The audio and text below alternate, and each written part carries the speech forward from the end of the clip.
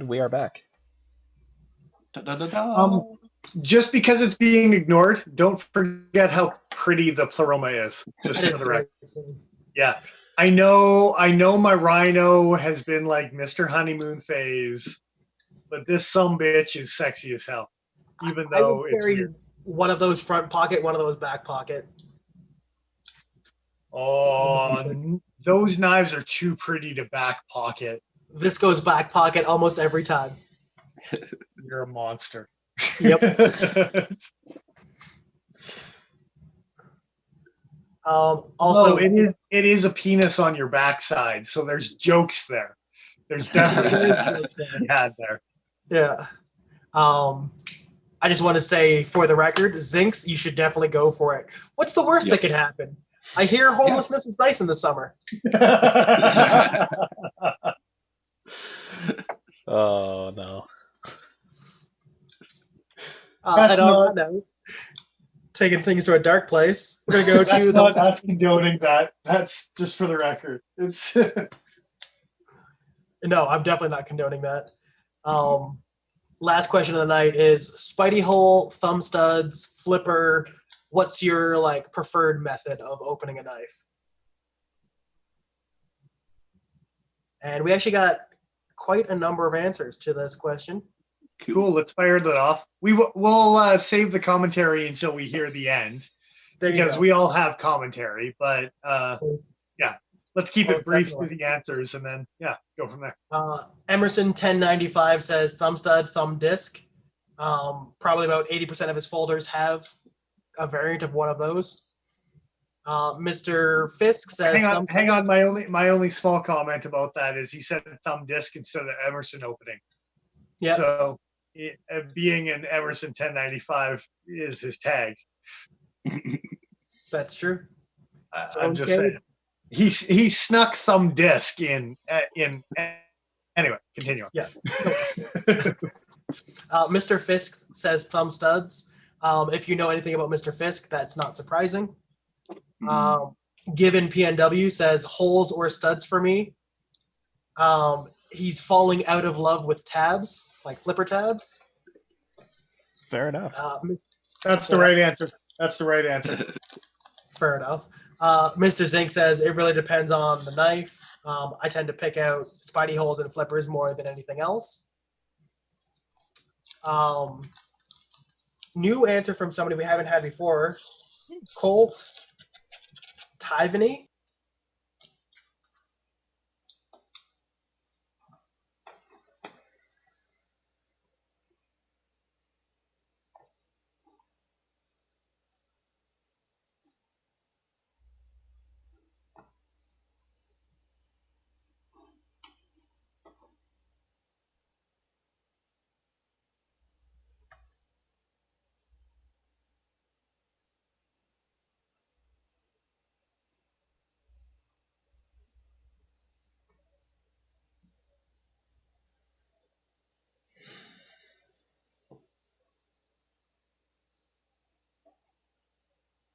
I'm serious.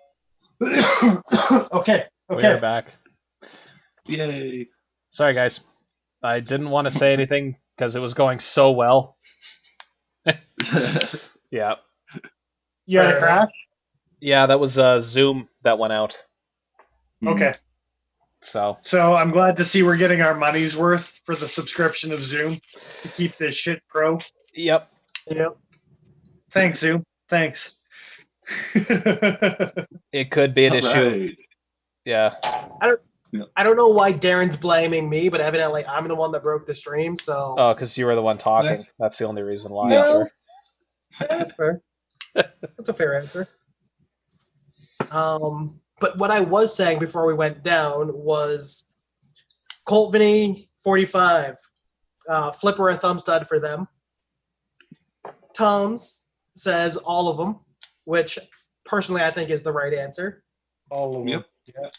And then Servine Nathan is Spidey hole first, stud, then flipper. Okay. In that order. All right. That is fair. I think we all know Dennis's answer without even... You might not know my answer. Well, I know for sure it's not Flipper. Yeah. But You know what it is, not for sure.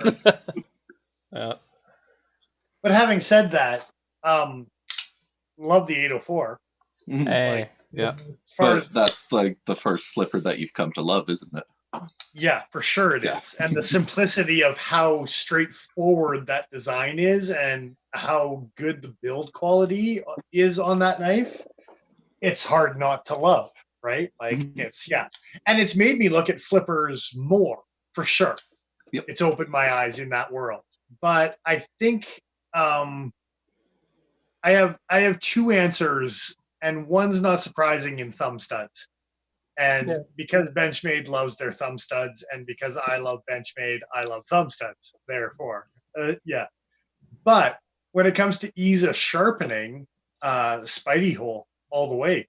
Oh my goodness. There's nothing in the way to get in the way when you're reprofiling stupid edges, and I Mhm. do that. And all of a sudden, I'm trying to tuck into the back of a knife behind the thumb stud to get the heel of the blade. Whereas a spydiehole, you don't run into that at all, right? So Mhm. I found on one side it was really easy to do, and on like you're saying on the back side, if you're not careful, you're scraping that thumb stud in a heartbeat. I'll do it. Look at my super freak. I'm not afraid. I'll scrape up a thumb stud in sacrifice to get a edge profile. So That is actually one of the things I'm proud of with resharpening my Anthem is that I did touch the thumb studs once or twice, but I recognized it immediately and stopped without scraping across them. So I don't actually have any marks on my thumb studs from the sharpening. Very nice. That is I would Yeah. also like to point out that with Benchmades at least, you can unscrew the thumb studs and completely remove them if you have two drivers of the same size.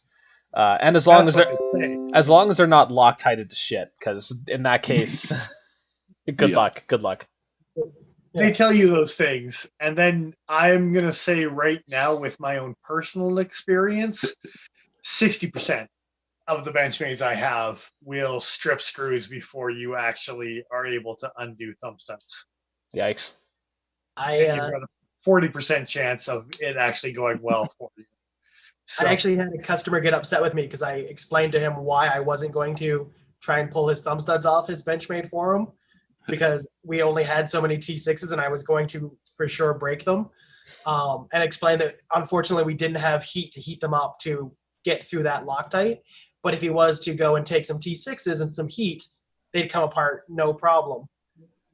That gentleman left, proceeded to grab some T6s and try it cold, and broke both of the T6s, heated it up, and was immediately able to take it apart and came back and apologized for.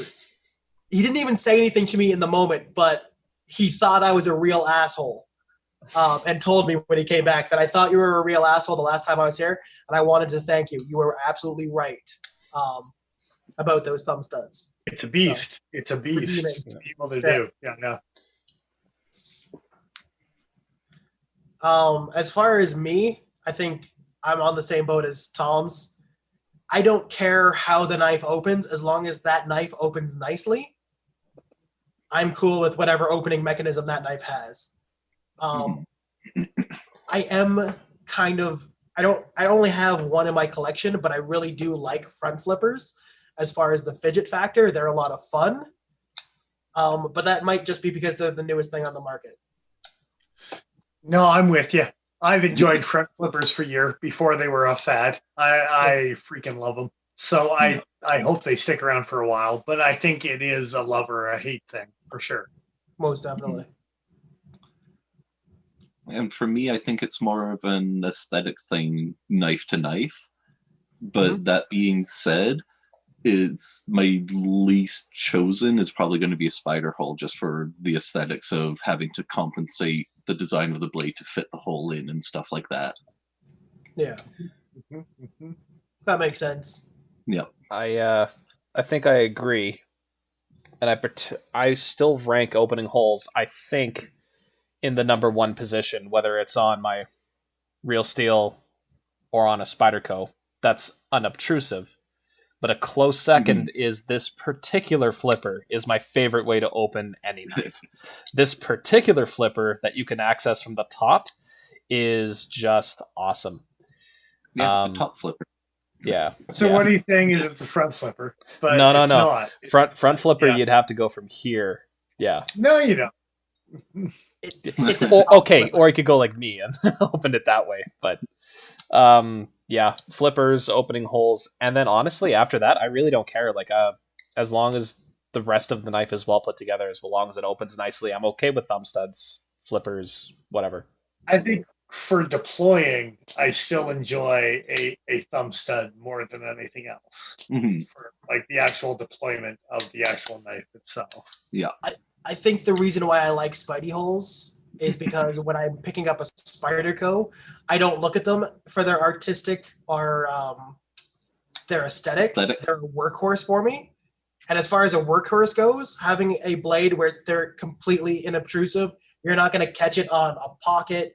You're not going to catch it on the item you're trying to cut, things like that. But flippers are the most fun to play with as far as I'm concerned. They are. And They're, front flippers specifically. they're addicting. They're, But okay.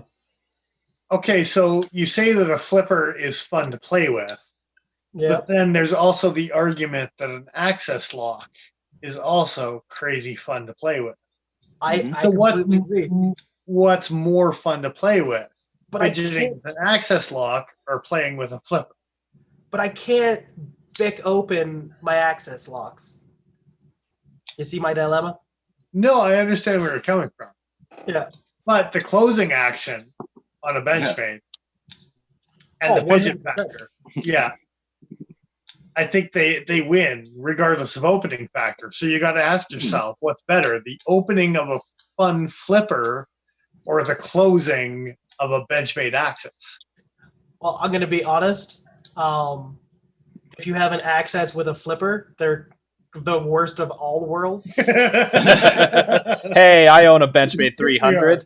Don't make me feel They these haven't things. done a good one yet. It's not that good of a knife, Joe. No, You gotta admit. it's not. It's You don't carry it that often. No, I don't. It's comfortable as hell, but my God, opening it is just painful. If it had the detent surface of the Anthem, maybe, because this thing holds closed pretty well. It's got a pretty good, like, almost magnetic close to it when you close the knife. That's because the It is Anthem has the best version of the access lock I've ever seen.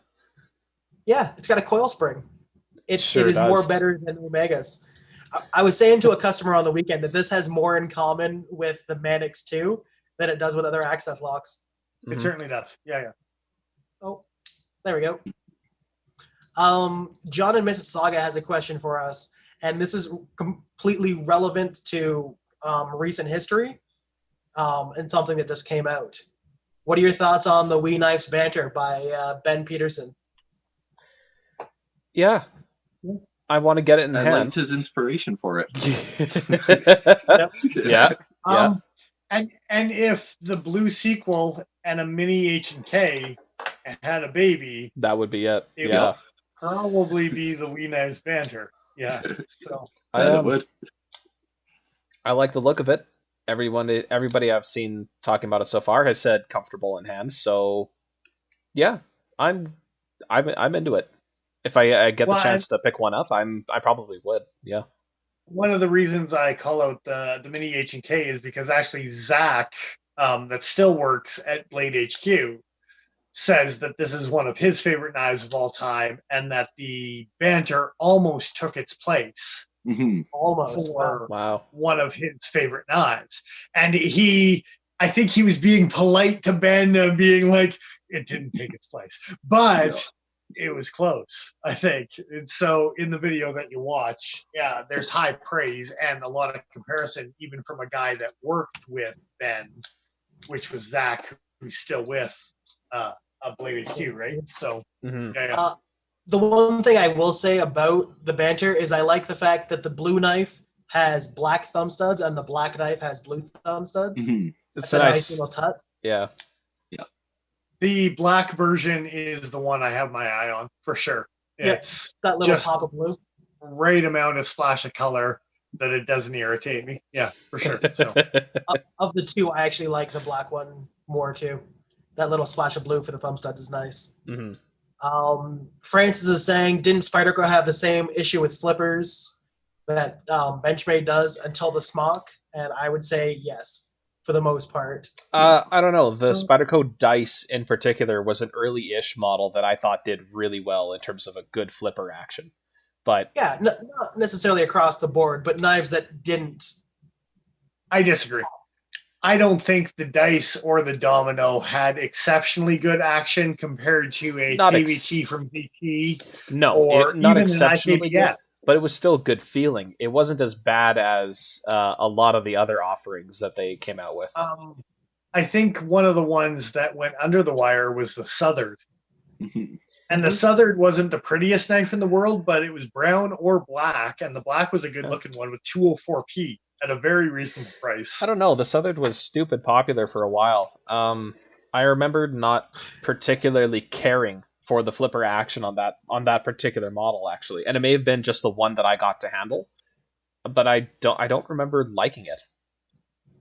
So, I mean, in all consensus, I guess it's Spyderco doesn't really have the flipper action figured out until the smock came around, until the Akuchi, which I also have to call out as being a phenomenal flipper design. Yeah. I think Nigel can agree. Yeah.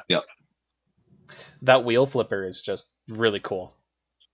It always feels like, as far as talking about like bicking open a knife, that one really feels like you're striking a bic lighter. I like to do it with my thumb. Like, the finger's fun, but to crank it with your thumb is fun. I do enjoy that motion with the Akuchi. I'm not the only one. Yeah. That's weird, by the way. Yeah. It is. It is. But, whatevs. Mr. Fisk is saying that he regrets selling his H&Ks, and you should, because it was the wrong choice to sell the HK. Yeah. I wish the Siren was a flipper that they could have figured out a lock back with a smooth flipper. Because of where that choil is, if they had been able to figure out something to make that work, I'd probably own a Siren. Just do a ball compression lock or a button compression lock like they did on the Smoke. Or the Phoenix. Yeah. Do that style of ball lock. Yeah. Yeah, like on the Siren.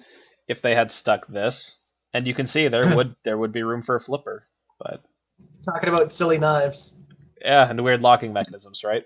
Oh, that thing's fuckered to high hell. Like it's look at it. It's a Derringer pistol with a blade instead of a barrel.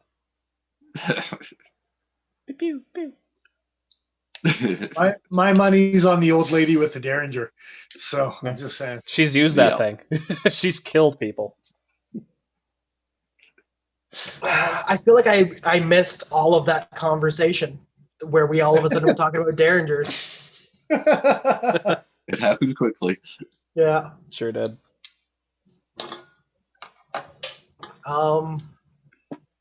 Yeah.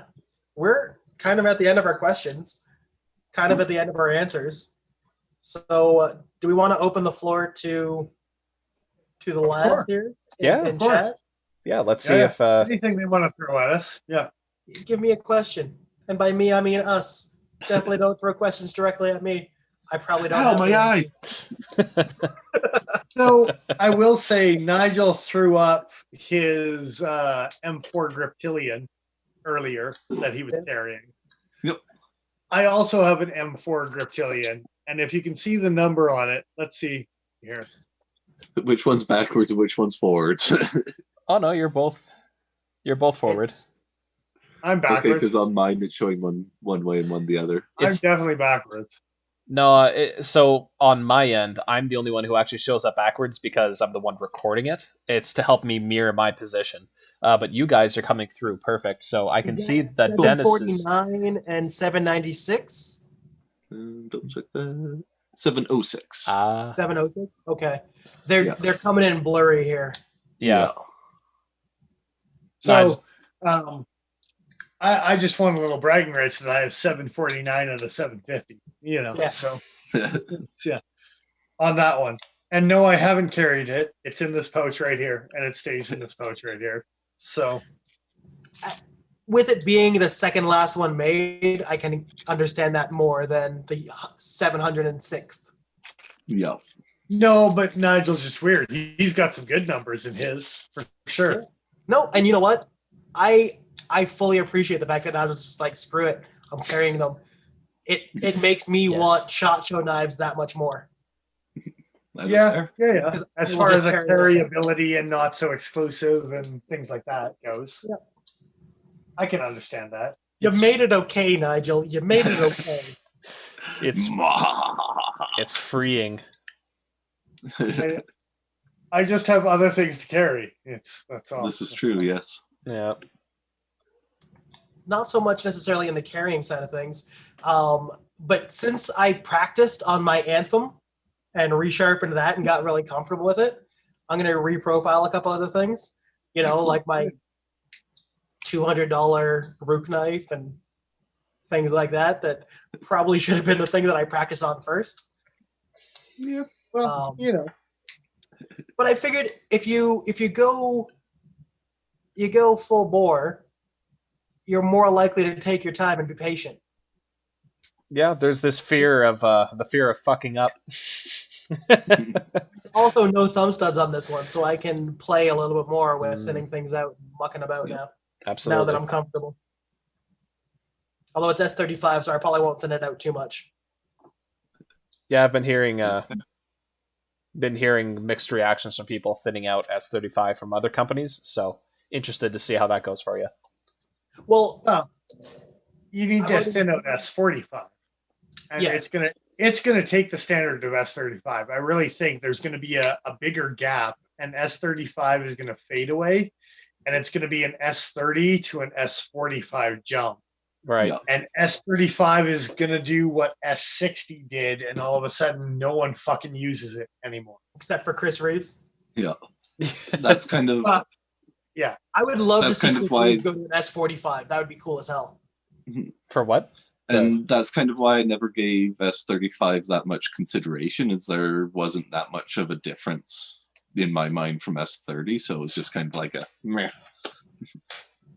And it had its place and it did its job. And I think for Chinese manufacturers, they'll still use it, but it'll become like the D2, where a lot of Chinese manufacturers will jump on the S35 because it's cheaper to manufacture. And then a lot of the up and coming companies will start to lean more and more towards the S45.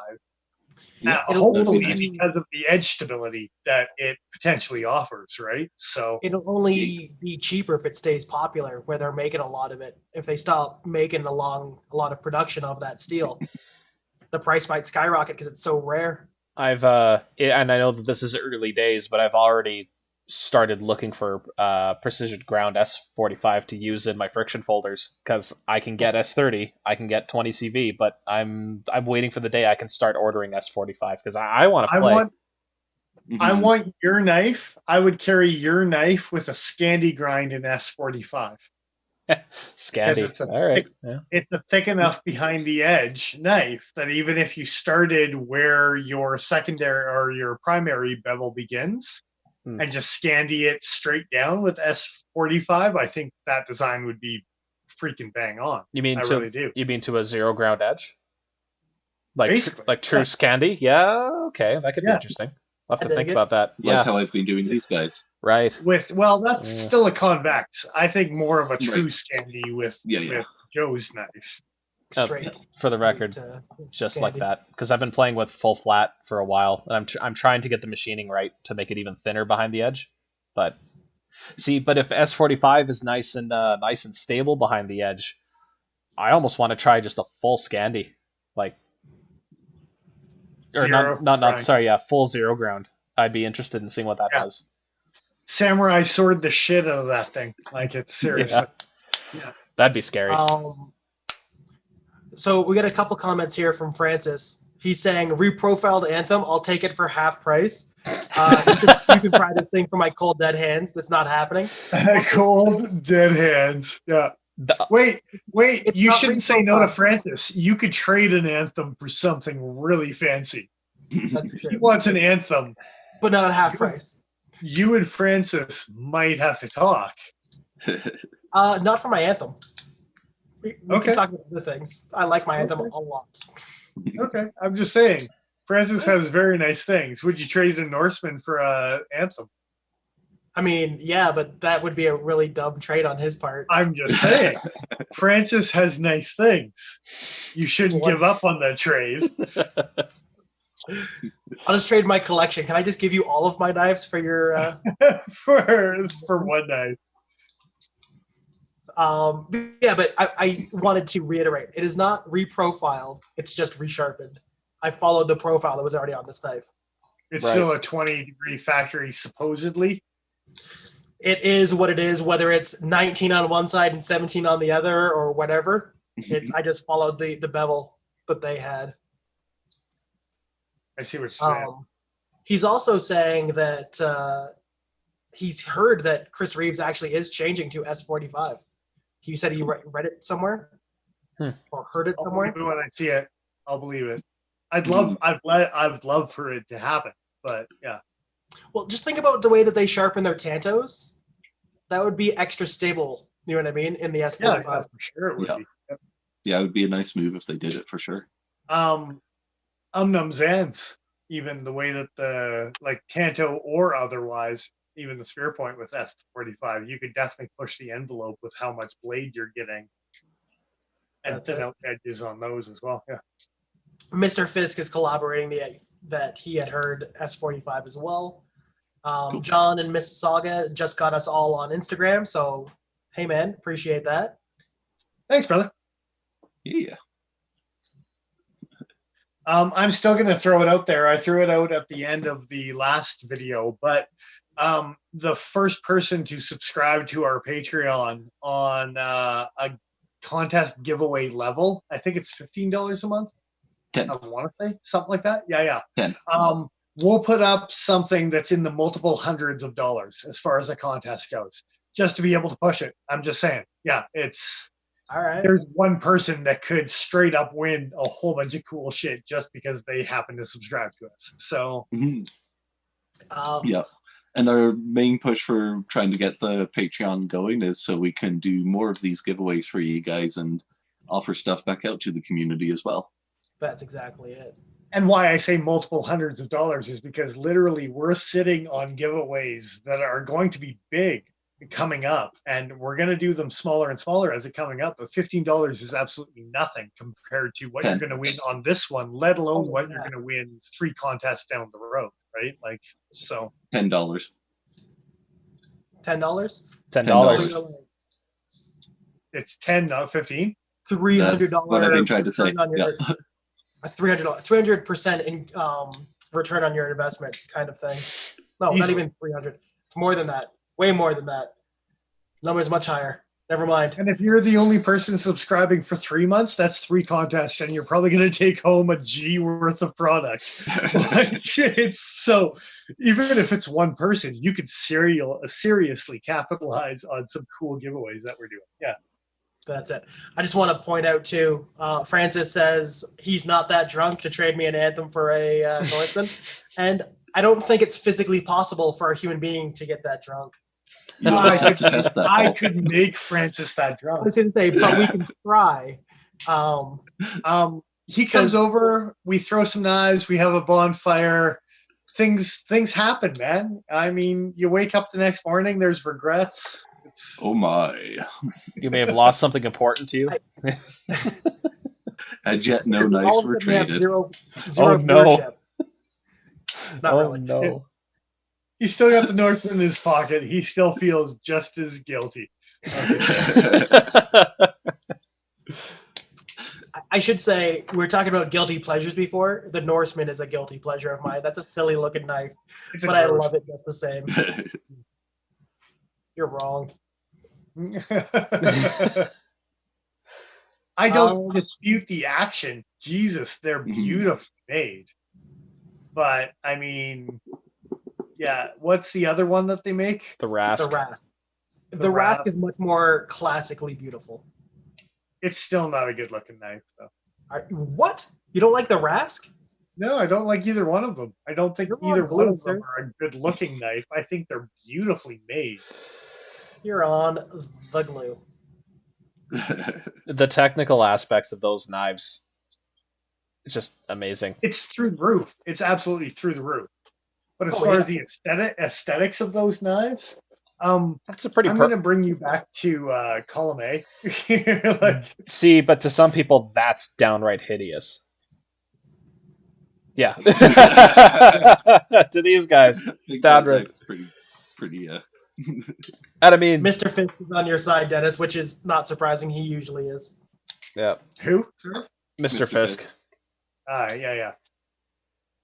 And I'm not one to say that the blade shape for the Norseman isn't useful, because I have a very similar blade shape that I think is extremely useful, but this is ugly as sin. The blade on the Norseman, I would say, is not much better than this. Not much better. It's less ugly, but not by much. Less ugly doesn't mean pretty. Yeah, no, I don't know, man. It's like Francis has actually said outright that he uses that, like the Tanto tip, to scrape and things like that. Like, I love the fact that he uses his gorgeous knives like that. Like, it's more than just a save queen. And don't get me wrong, utilitarian-wise, I totally appreciate why you would have that blade shape. Aesthetically, it's not a good-looking knife. It's yeah. You know, and it's funny because aspects, if you could isolate certain aspects of the Rask or of the Norseman, you could look at like a framed picture of part of it and be like, yeah, that it looks good. Like the internal checkering on the Norseman looks good. A lot of the patterns and the anodizing they do to the titanium, it looks good. The blade, the way it's ground, looks good. But when you look at the whole picture, it's like, what the hell happened? It's a bit of a mess. But it's comfortable in hand. I've held one, and it's comfortable. Who let someone sharpen this knife that doesn't know what they're doing? Like, and that's like the thing that I want to say though is they're like, I think it's John. Well, I guess John and Eric, their brother-in-law is an archaeologist by trade. Yeah, and has used a Rask as his like go-to, not shovel, but like for the fine detail work of scraping away rock and stuff like that. That's the knife that he uses to pop away shale and things. Yeah. And I've seen, like, John actually did a video where he compares and contrasts a new blade versus this blade that his brother-in-law has beaten to hell. And the fact that the guy uses that knife that hard just makes me happy. Yeah. Can you imagine the kind of grit you would generate digging through shale and slate as an archaeologist and getting that grit inside the pivot of that knife? Just make sure you got some canned air with you. Yeah, I don't think it's that... easy to take apart and disassemble. From what I've seen, the disassembly is very basic on those particular knives. So. I'm just thinking, just the grittiness of feeling it when you open the thing, it must feel horrible. But yeah, taking a knife that is that smooth and be like struggling with the action. Yeah, it's just at least it's not open IKBS bearing. That's true. Yeah. Ben is saying, was that the James Bond symbol on that knife for you there, Dennis, with all the holes in it? I think the swirl on the handle, the opening scene, and then it goes through the barrel, and if you stare close enough into his it's knife, totally the rifling for the barrel. Yeah. That's if you stare close enough at his knife, there's a little Bond girl dancing in there. That's why he likes it so much. Into my knife.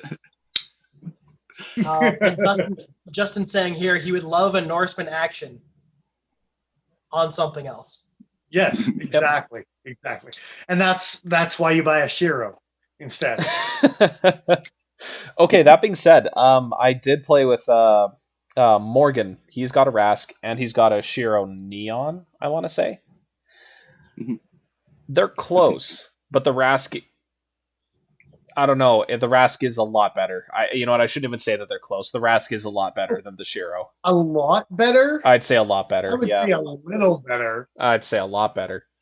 But I would say it's similar to the conversation we had last week about it's easy to get to the 9 and it's hard to get to the 10. I think the Shiro's like an 8.5, maybe a 9. The Rask was a 10. Okay. Like yeah. You can tell the difference with your eyes closed. Somebody hands you randomly one of those two, you could identify it every single time just based on the action alone. never mind that the handles feel different, but like the action was just so good on the Rask. Where would you rank an Anthem in that Shiro and Norse? 6. 6. It's closer to like a 7, maybe 7.5. It's really good. It's really Joe smooth. is backpedaling for yeah. Huh? No. For the Anthem. No, but what I'm saying, yes, it closes that easily, but when you feel it like slowly, the smoothness. it is not Yes. nearly. I'll give you that. That's why I'm saying about a 7, 7.5. Now that being said, with Paul's broken in the way it is, it's quite nice. Like Yeah. it's great the way it is. I felt Nirvana's that out of the box had lock stick like nobody's business. 2 years later, that same Nirvana had action like a mofo. It was beautiful, right? So just breaking it in, yeah. Was it the Spartaco Subvert, that big orange monstrosity that you have there, Dennis? What about it? as he reaches for it, yeah. I'm not hating, but no ball bearings, no nothing in that knife, and it's Super nice action. Oh, it's got a detent. It doesn't have a detent ramp on it. That'll do it. Yeah, its choil is kind of like the Siren choil, where you're a little worried about it. You can't. And it's got a machete blade, so you got to be careful. Yeah. So yeah, but something it's crazy. And the what was it? It's the Benchmade liner lock with the titanium and brown. The Vicar or Vicar, whatever the Vicar, yeah. There's something magic that happens when you combine bronze phosphor and titanium.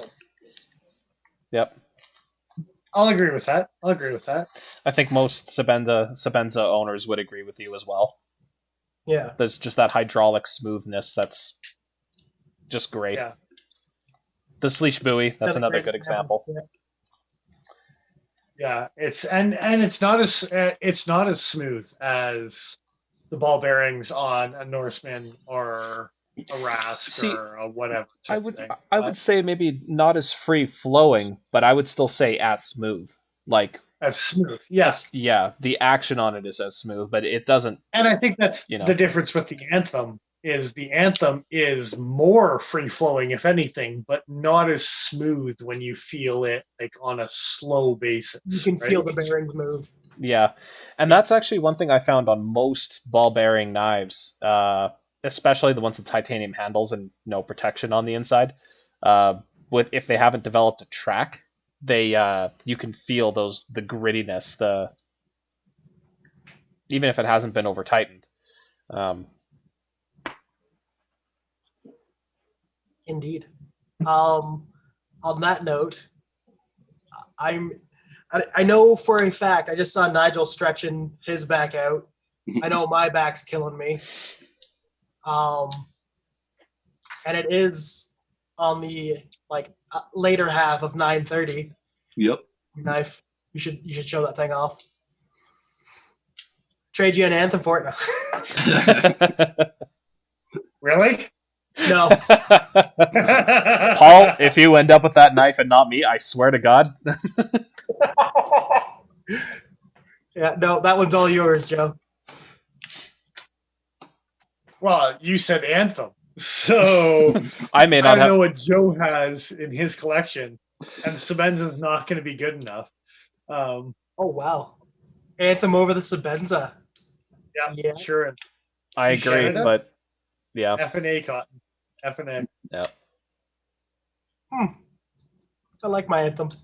Yeah. A little bit more right now. That is a great answer. Yeah. But like you were saying, it is 9:35 at night. We've been doing this for a little bit. Mm-hmm. I think this was a good one tonight. Yeah, I'm glad everyone joined us, for sure. Yeah, we appreciate everyone popping by. Nice to see you, all 15 of you. We hit a milestone of 10 last week, and we surpassed that by 50% this week. So that's pretty cool. I'm going to give extra shout outs tonight to Darren, first of all, thanks for joining us. Yep. Awesome that you joined us tonight. I hope you join us every week, and I hope you comment more and more because you're a beautiful man, and I'm glad you're in our lives for sure. And Cody as well, Buddy. and also Both of Cody, Yep. because I think both of you guys are awesome individuals, and every time you join us live, you can contribute to the channel, everything like that. I think it's better and better every week. So. Not to take away from anyone else, because Fisk, Johnny, Justin, whoever type of thing, PMW, Ben, all you guys are awesome. So yeah. Thanks so much for all the great questions. Always fun. Yeah, Keeps yeah, us we- motivated. Definitely appreciate all the interaction that has gone on tonight. It's been a good one for that, for sure. Hmm. Definitely. On that note, Well, we got to thank Cutting Edge as well, because they Yeah, showed up with where I that. was going was Yeah. it's Yeah. Give usually an a idle- big giant thank out to the Cutting Edge. Oh, There you go. the thank outs. That's why. right. That's why. We were able to borrow the dice that we were showing off in the first portion from them for your So- entertainment. So Just to recap, ZT357, underrated knife of the year. And Yep. Kershaw Knockout Limited Edition M390. It's nicely made, but I'm definitely going to cut myself. For the that's I'm just waiting for what I'm waiting for. the blood. Yeah. So yeah, that being all said, this is Nigel the Smith signing off. I am who I am. I'm Dennis Vipers. I'm the Iron Joe. And exile.ca. There we go. My hand wanted to be dumb there for a second. We will catch you again next time.